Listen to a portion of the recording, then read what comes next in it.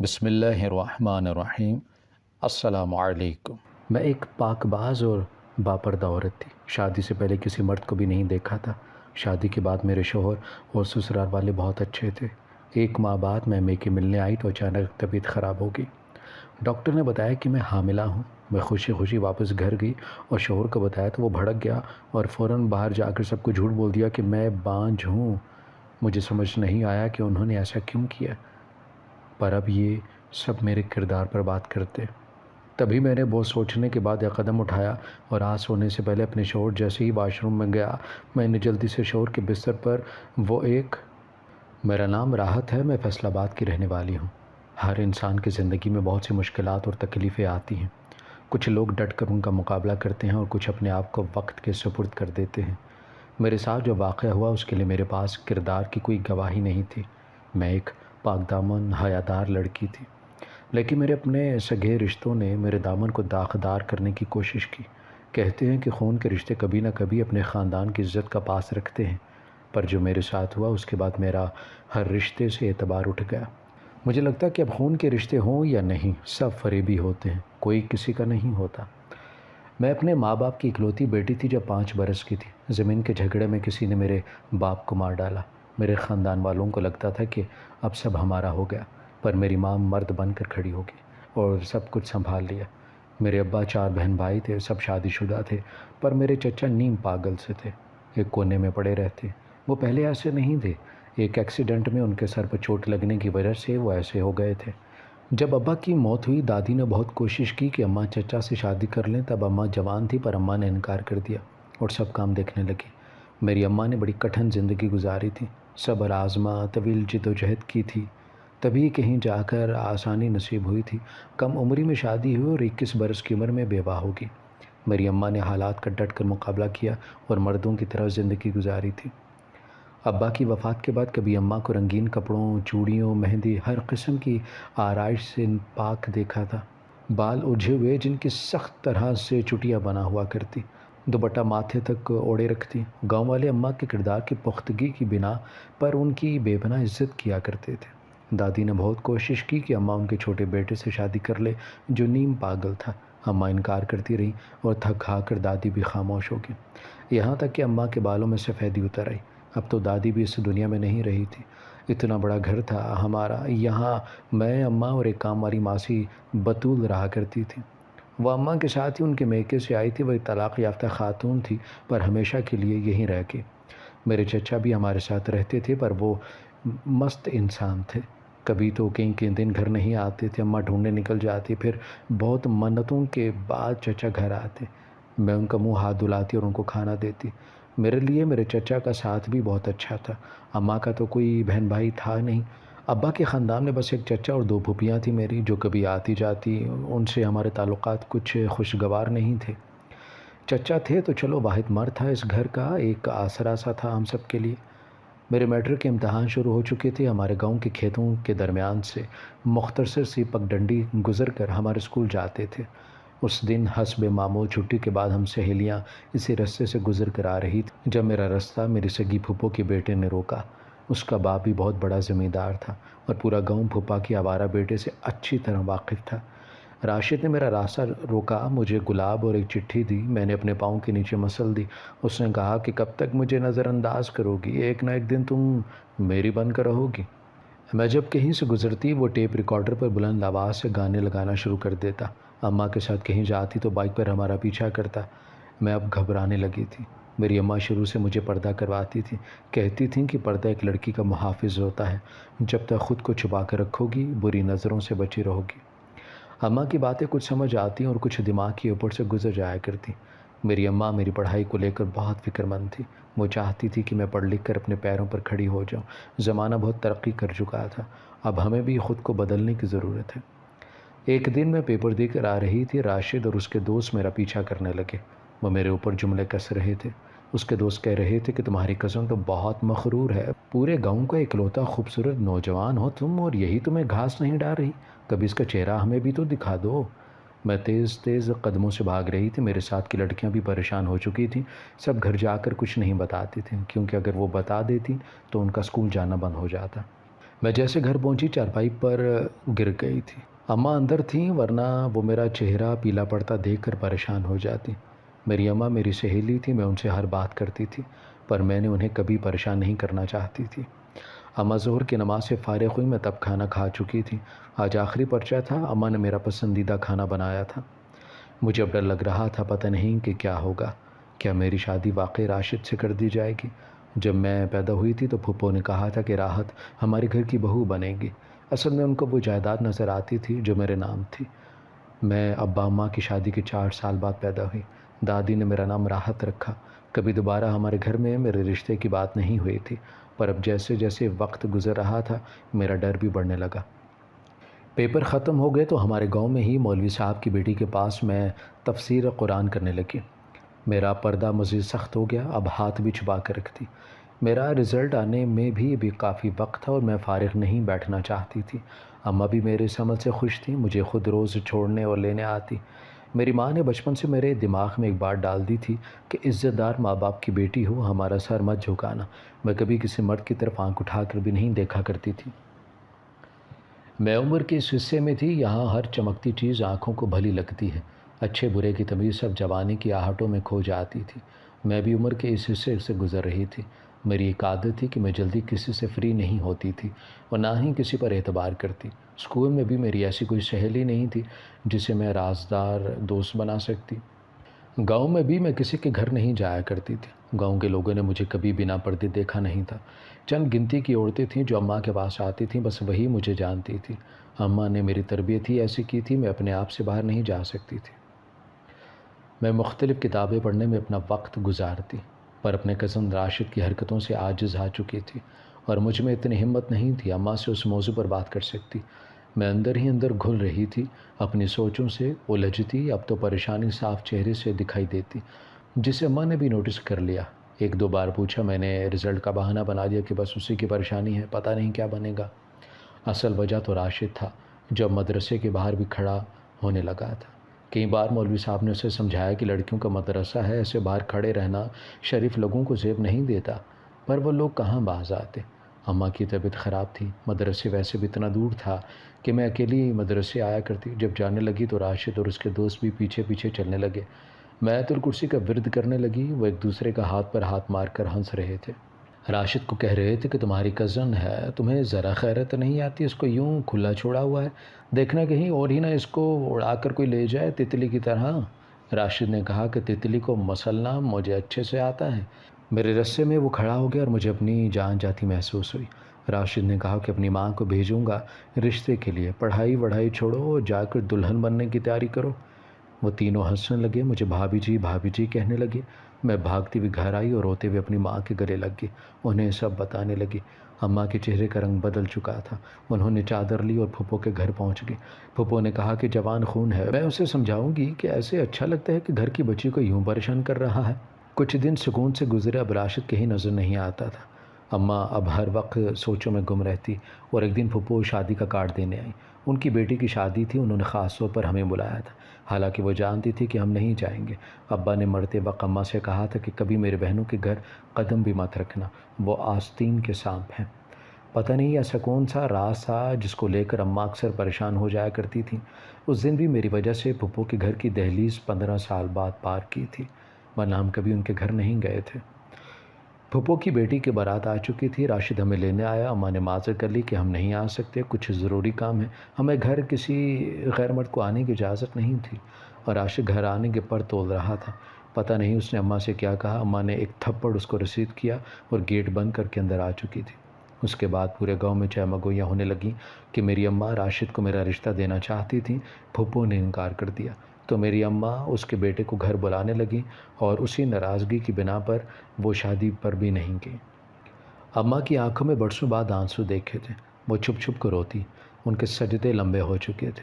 مجھے اب گھر سے باہر نکلنے بھی نہیں دیتی، ہر وقت اپنی آنکھوں کے سامنے رکھتی۔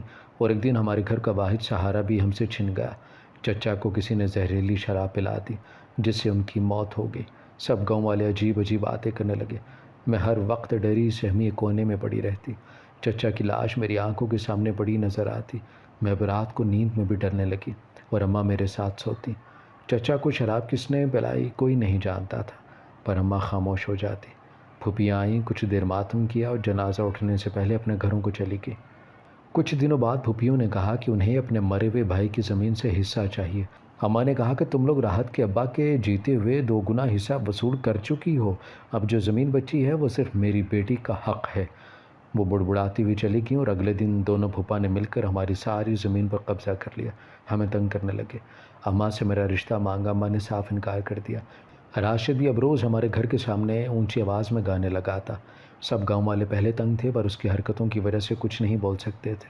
اماں نے گاؤں کی عورتوں سے کہہ کر میرے رشتے کی بات چلائی، پر جو رشتہ آتا وہ میرے کردار پر انگلی اٹھاتا۔ میں آگے پڑھنا چاہتی تھی پر پڑھ نہیں پا رہی تھی۔ اماں کہتی کہ تم بنا ڈرے کالج ایڈمیشن لو، پر مجھے ڈر لگتا کہ اگر راشد وہاں بھی پہنچ گیا تو میرا کیا ہوگا۔ گاؤں میں میری عزت خراب ہو رہی ہے اور شہر لمبا سفر ہے، اگر رستے میں مجھے اغوا کر لیا تو اماں بھی میری باتوں سے پریشان ہو جاتی۔ میرے 3 سال ضائع ہو چکے تھے، میرا جو رشتہ آتا سب کو راشد ڈرا کر بھیج دیا کرتا، میری کہیں شادی نہیں ہو رہی تھی۔ اماں اس عمر میں بھی کافی چاق و چبند تھی۔ اماں کے اپنے حصے کی زمین بچی تھی جو دوسرے گاؤں ٹھیکے پر تھی، اس کی آمدنی سے اب گھر چلا کرتا تھا۔ جو ایک ملازم رکھا تھا وہ بھی بھاگ چکا تھا۔ ابا کی ساری زمین پھوپھیوں کے قبضے میں تھی۔ اماں نے کچھ جاننے والوں کے توسل سے کیس کیا پر کوئی فائدہ نہیں ہوا۔ تھک ہار کر اماں بھی خاموش ہو گئیں اور اپنا معاملہ اللہ پر چھوڑ دیا۔ اماں کہتی تھی کہ جب انسان کسی مشکل کا مقابلہ نہیں کر سکتا، کسی چیز کی سمجھ نہیں آ رہی ہوتی، تب اپنا معاملہ اللہ پر چھوڑ دینا چاہیے اور اسی پر کامل یقین رکھنا چاہیے۔ وہ اپنے بندوں کو کبھی تنہا نہیں چھوڑتا۔ تم دیکھنا، اللہ سب سے ہمارے اوپر کے مظالم کا حساب لے گا۔ وہ سب دیکھ بھی رہا ہے اور سن بھی رہا ہے۔ مجھے پابندی سے نماز کی تلقین کرتی ان کہتی کہ تہجد اللہ کی خوبصورت عبادت ہے۔ وہ 7ویں آسمان سے پہلے آسمان پر آتا ہے، لوگوں کو پکارتا ہے کوئی مجھ سے مانگنے والا، اس کے در پر جا کر مانگو، اس وقت مانگو جو مانگو گی ملے گا۔ وہ وقت ہی اتنا خاص ہے کہ اس وقت جو مانگا جاتا ہے وہ دیا جاتا ہے، اور تہجد کی نماز جس طرح خاص ہے اس طرح وہ لوگ بھی خاص ہوتے ہیں جو اس وقت اللہ کی عبادت کرتے ہیں۔ یہ ہر انسان کے نصیب میں نہیں ہوا کرتی۔ اماں کی باتیں الگ ڈھارس بندھا رہی تھیں، مجھے زندگی جینے کی نئی نوید مل جاتی۔ اب اکثر ہی ایسا ہوتا، میں مایوس ہو رہی تھی تو اماں میرے ایمان کو تازہ کر دیتی، یا کبھی کوئی کتاب، کوئی لائن ایسی مل جاتی جس سے میں پھر جی اٹھا کرتی۔ میں تہجد کی پابند ہو چکی تھی، اللہ میری حفاظت کر رہا تھا۔ راشد کو کسی معاملے میں جیل ہوگی اور اس دن میں سکون کی نیند سوئی تھی۔ ایک دن اچانک ہمارے گھر مہمان آئے۔ میری اماں کے تایا زاد بھائی تھے، پہلے باہر ہوتے تھے، کچھ سال پہلے واپس آئے، تو پتہ نہیں کیسے ان کے دل میں آیا اور وہ اماں سے ملنے چلے آئے۔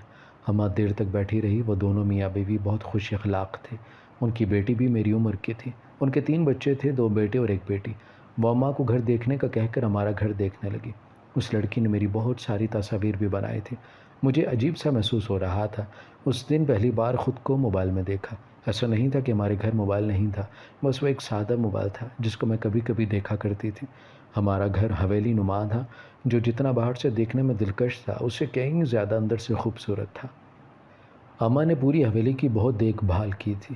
اماں اپنے تایا زاد کزن کو سب کچھ بتانے لگی۔ ان کی بیوی ڈاکٹر تھی۔ وہ دونوں خاموشی سے اماں کی باتیں سنتے رہے اور پھر آخر میں اپنی بیوی کو لے کر ایک طرف چلے گئے۔ اماں بھی ان کو دیکھ کر پریشان ہو چکی تھی۔ اماں کو لگا کہ شاید وہ لوگ بھی گاؤں والوں کی باتوں پر یقین کرنے لگے ہیں۔ اماں ہاتھ مسر رہی تھی، تبھی وہ دونوں مسکراتے ہوئے اماں کے پاس آئے اور کہا، فاخرہ بہن، ہم نے فیصلہ کیا ہے کہ راحت کو اپنے بیٹے عباس کے دلہن بنائیں گے۔ آپ کو کوئی اعتراض نہ ہو تو ہم یہ رشتہ پکا سمجھیں؟ اماں حیرانگی سے انہیں دیکھنے لگی اور روتے ہوئے آنٹی کے گلے لگ گئی۔ اماں اس دن جی بھر کے رو رہی تھی۔ ایک وہ لوگ تھے جن سے خون کا رشتہ تھا، جنہوں نے پورے گاؤں میں ہمیں بدنام کر رکھا تھا، اور ایک یہ لوگ تھے جن کو ہم اچھے سے جانتے بھی نہیں تھے، وہ میرا رشتہ مانگ رہے تھے۔ اماں نے ہاں کر دی اور وہ لوگ میرے ہاتھ پر پیسے رکھ کر چلے گئے اور کہا کہ آپ بس شادی کی تیاری کریں، ہمیں جہیز وغیرہ نہیں چاہیے۔ راحت آج سے ہماری بیٹی ہے۔ ان کا بیٹا عباس فیصل آباد ایک ہاسپٹل میں ڈاکٹر تھا۔ اس کے لیے بے شمار رشتے ہو سکتے تھے، پر پتہ نہیں کیسے میرے اللہ نے کرم کیا، ان لوگوں کو ہمارے گھر بھیج دیا۔ مجھے اس دن اپنے رب کی رحمت پر بہت پیار آیا۔ میں شکرانے کا سجدہ کیے دیر تک روتی رہی۔ اماں میرا ماتھا چومنے لگی، مجھے ڈھیر ساری دعائیں دینے لگی۔ پر کچھ امتحان انسان کی زندگی میں ایسے ہوتے ہیں جو ان سے ان کی عقل چھین لیتے ہیں۔ میری شادی بھی ایک امتحان بننے والی تھی۔ 1 ماہ بعد میرے سسرال والے شادی کی تاریخ لینے آئے۔ پورے گاؤں کو پتہ چل چکا تھا کہ میرے رشتے کا، اور اماں چاہتی تھیں کہ راشد کے جیل سے نکلنے سے پہلے میری شادی ہو جائے۔ اماں نے بہت سارا جہیز اکٹھا کیا ہوا تھا۔ وہ لوگ لینا نہیں چاہ رہے تھے، پر اماں نے کہا کہ میرا دل کی ارمان ہے، ویسے بھی میری ایک ہی بیٹی ہے، یہ سب کچھ اسی کا تو ہے۔ میں تو اپنے جیتے جی اسے اپنے گھر کی ہوتے ہوئے دیکھنا چاہتی ہوں۔ اماں نے عباس کو دیکھا تھا، اسے انگوٹھی پہنا کر آئی تھی، میں نے تو بس خیالوں میں اس کا چہرہ بنا لیا تھا، ایسا ہوگا ویسا ہوگا۔ ایک مسکراہٹ نے میرے چہرے کا احاطہ کر لیا تھا۔ اماں روز میری نظر اتارتی ہیں، پوری دھوم دھام سے میری شادی ہوگی۔ میں ایک پاک باز اور باپردہ لڑکی تھی۔ شادی سے پہلے اور شادی کے دن بھی میں پردے میں تھی، کسی غیر مرد نے میرا چہرہ نہیں دیکھا تھا۔ سسرال والوں کے رشتہ داروں نے بہت ضد کی، ہمیں عباس کی دلہن دیکھنی ہے، پر میری ساس نے کہا کہ صرف عورتیں دیکھ سکتی ہیں۔ میرے شوہر کے خاندان میں ایک سے بڑھ کر ایک لڑکی موجود تھی، اور کچھ تو اسی کے ساتھ پڑھی لکھی تھی۔ میں تو مغرور ہو رہی تھی کیونکہ میرا نصیب اوپر والے نے لکھا تھا۔ شادی کے بعد میرے شوہر اور سسرال والے بہت اچھے تھے۔ عباس بہت اچھا شوہر ثابت ہوا تھا، اس نے مجھے بہت عزت اور مان دیا، میں خود کو بہت خوش نصیب سمجھ رہی تھی۔ ایک ماہ بعد میں میکے میں اماں سے ملنے آئی تو اچانک طبیعت خراب ہو گئی۔ ڈاکٹر نے بتایا کہ میں حاملہ ہوں۔ میں خوشی خوشی واپس گھر گئی اور شوہر کو بتایا تو وہ غصے سے باہر چلا گیا، اور کچھ دنوں میں سارے گھر والوں کو بتا دیا کہ میں بانجھ ہوں، کبھی ماں نہیں بن سکتی۔ میرا شوہر ایک ڈاکٹر تھا اور سب نے اسی کی بات پہ یقین کر لیا۔ میں سب کچھ چیخ چیخ کر بتانا چاہتی تھی کہ یہ جھوٹ بول رہی ہے، پر میرے منہ کو تالا لگ چکا تھا۔ مجھے اپنے شوہر کے اس رویے کی سمجھ نہیں آئی۔ عباس سے پوچھنے کی کوشش کی تو اس نے کہا کہ بہت پارسا سمجھتا تھا تمہیں، بہت باپردہ بنا کرتی تھی تمہاری اصلیت پہلے جان گیا ہوتا تو کبھی تم سے شادی نہ کرتا۔ میں اسے اپنے کردار کی گواہی دیتی، اس کی منتیں کرتی۔ اس نے یہ سب اس لیے کیا کہ بانجھ ہونے کی وجہ وہ مجھے چھوڑ سکتا تھا، اس بنا پر گھر والے بھی کچھ نہ کہتے، لیکن میں تو ماں بننے والی تھی۔ اللہ سے دعائیں کرتی مجھے اس امتحان سے نکال دے، میں تھک چکی تھی۔ اب تو سب میرے کردار پر بات کرنے لگے، میری نند مجھے بانجھ کہہ کر پکارتی، میرا دل پھٹنے والا ہو جاتا۔ تبھی میں نے بہت سوچنے کے بعد ایک قدم اٹھایا، اور رات سونے سے پہلے شوہر جیسے ہی واش روم میں گیا، میں نے جلدی سے شوہر کے بستر سے اس کا موبائل اٹھا لیا۔ وہ واش روم سے نکل کر سیدھا اپنی ماں کی بات سننے چلا گیا، اور میں دروازہ بند کر کے اس کا موبائل دیکھنے لگی۔ مجھے کچھ بھی نظر نہیں آ رہا تھا، دل زور زور سے دھڑک رہا تھا۔ میں سمجھی تھی کہ میرا شوہر کسی اور کو پسند کرتا ہے، اسی وجہ سے مجھے چھوڑنا چاہتا ہے، پر وہاں معاملہ ہی الٹ تھا۔ میری نند کی کچھ نازیبا تصاویر راشد کے ساتھ تھیں۔ وہ میرے شوہر کو بلیک میل کر رہا تھا کہ اگر اس نے مجھے نہ چھوڑا وہ اس کی بہن کی تصویر سوشل میڈیا پر ڈال دے گا، لیکن اس کے پاس میری تصاویر کہاں سے آئی تھی؟ میں حیران تھی، اور غور کرنے پر مجھے پتہ چلا کہ سب تصویریں شادی کے بعد کی تھیں جو میری نند لیتی رہی۔